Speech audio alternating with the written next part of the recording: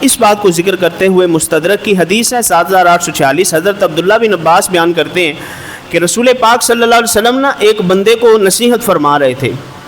جیسے کوئی بڑا کھڑا ہو جائے اور سیانہ بندہ کسی کو نصیحت کرنے لگ جائے، کسی کو سمجھانے لگ جائے کہ بیٹا ایسے زندگی گزارتے ہیں، زندگی کے کچھ اصول ہونے چاہیے، کوئی بڑا سمجھانے لگ جائے. تو نبی علیہ الصلوۃ والسلام ہیں، سرکار تو سرکار ہیں، انہوں نے تو سب کو ہی سمجھانا ہے. تو سرکار دو عالم صلی اللہ علیہ وسلم ایک دن سمجھا رہے تھے ایک شخص کو، اور سرکار فرمانے لگے اغتنم خمسا قبل خمسن، فرمایا 5 چیزوں سے پہلے 5 چیزوں کو غنیمت جان لو، غنیمت سمجھو، اور اس بات کو سمجھ لو کہ ابھی وقت ہے تمہارے پاس. 5 چیزوں سے پہلے، 5 وقتوں کے آنے سے پہلے 5 وقتوں کو غنیمت جان لو. کیا؟ نمبر 1 حضور فرماتے ہیں شبابک قبل حرامک، فرمایا ابھی تم جوان ہو، بڑھاپے سے پہلے اس جوانی کو غنیمت سمجھو، اس کی قیمت لگا لو. اس جوانی میں اپنے آپ کو اللہ تبارک و تعالیٰ کی عبادت میں مصروف رکھو، اس جوانی کو قیمتی بناؤ. اور یہ ایک حقیقت ہے کہ جو نئی چیز ہوتی ہے نا، نئی، وہ مہنگے داموں بکتی ہے، پرانی چیز بک تو جاتی ہے لیکن سستے داموں بکتی ہے. تو اللہ تبارک و تعالیٰ کی بارگاہ میں بھی جوان بندہ جس وقت توبہ کر کے جاتا ہے تو اللہ زیادہ راضی ہوتا ہے. شبابک قبل حرامک، یہ سرکار نے اس کو نصیحت فرمائی، فرمایا ابھی تمہاری جوانی کا وقت ہے. تو جوانی کا مطلب یہ ہے کہ یہ آنکھ سلامت ہے، یہ کان سلامت ہیں، یہ قدم سلامت ہیں، یہ سانس سلامت ہے، یہ ہاتھ سلامت ہے.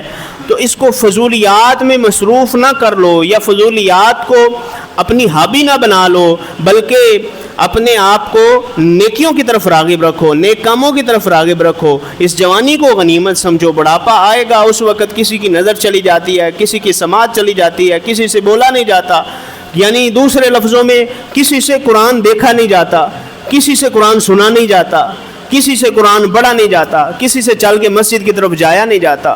اس لیے فرمایا یہ جوانی کا وقت بڑا ہی اہم وقت ہے. فرمایا اس جوانی کو غنیمت جان لو، قیمت لگا لو اس جوانی کی.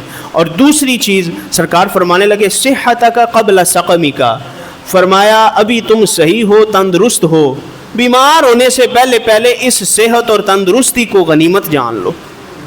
اللہ تعالیٰ نے تجھے صحت دی ہے تو اس صحت کو تو غنیمت جان. اللہ تبارک و تعالیٰ نے تجھے طاقت دی ہے تو اس طاقت کو لڑائیوں میں صرف نہ کر، اس طاقت کو بغض و عناد میں، حسد میں اور فضول کاموں میں اور لا یعنی کاموں میں ضائع نہ کرو. اس طاقت کو، یہ طاقت اللہ کی دی ہوئی ہے. یہ وہی طاقت ہے کہ جو اللہ کے دیے ہوئے رزق کو کھا کر تم بناتے ہو. جو روٹی تم کھاتے ہو رب تجھے عطا فرماتا ہے، تو اس کی وجہ سے تجھے یہ طاقت ملتی ہے. تو فرمایا اس طاقت کو غنیمت جانو اس سے پہلے کہ تم بوڑھے ہو جاؤ. صحتک قبل سقمک، بیمار ہونے سے پہلے اپنی صحت کو کیا جانو؟ غنیمت جانو. اور تیسری نصیحت کیا ہے؟ سرکار فرمانے لگے غناک قبل فقرک. بعض دفعہ ایسا ہوتا ہے انسان کی جیب ہری بھری ہوتی ہے، پیسہ ہوتا ہے، اور پھر ایک وقت آتا ہے کہ انسان پر مشکل وقت آ جاتا ہے. تو سرکار نے فرمایا ابھی تمہارے پاس اگر غنا ہے، پیسہ ہے، تو فرمایا اس وقت کو غنیمت جانو اور اس پیسے کو صحیح استعمال کرو، تاکہ جب تم پر فقر آئے یا مشکل وقت آئے تو اس وقت تجھے افسوس نہ ہو کہ کاش میں نے اس وقت جب پیسہ تھا تو میں نے صحیح جگہ پہ لگایا ہوتا، تاکہ اس حالت میں آج مجھے رب سے مانگتے ہوئے شرم نہ آتی. کس نام سے اور کس منہ سے میں رب سے مانگوں کہ جب پیسہ تھا تو میں نے غلط کاموں پر اڑایا، جب پیسہ تھا تو میں نے حرام کاموں پر اپنا پیسہ لگایا، دیکھا نہیں میں پیسہ کہاں لگا رہا ہوں.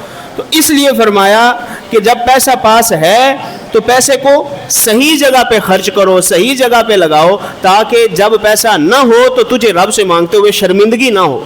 پھر رب سے مانگو اور یہ کہو رب تو نے تو دیکھا ہی ہے جیسے میں نے پہلے صحیح کاموں پہ پیسہ لگایا ہے، اب تو پھر سے میری جھولی کو بھر دے اپنی عطا سے، میں پھر صحیح جگہ پہ پیسہ لگاؤں. 3 اور چوتھی نصیحت سرکار فرمانے لگے فراغک قبل شغلک.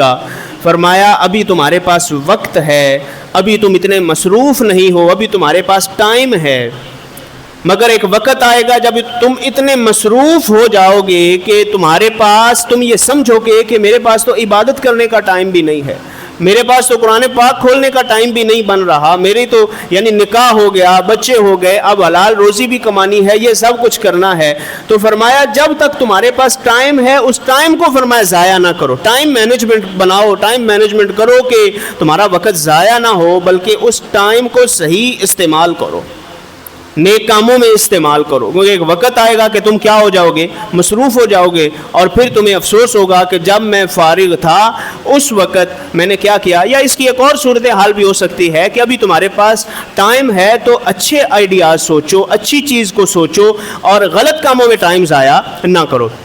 اور پانچویں چیز حیات کا قبل موت کا، نتیجہ نکال دیا سرکار نے، فرمایا مرنے سے پہلے اس زندگی کو غنیمت جانو۔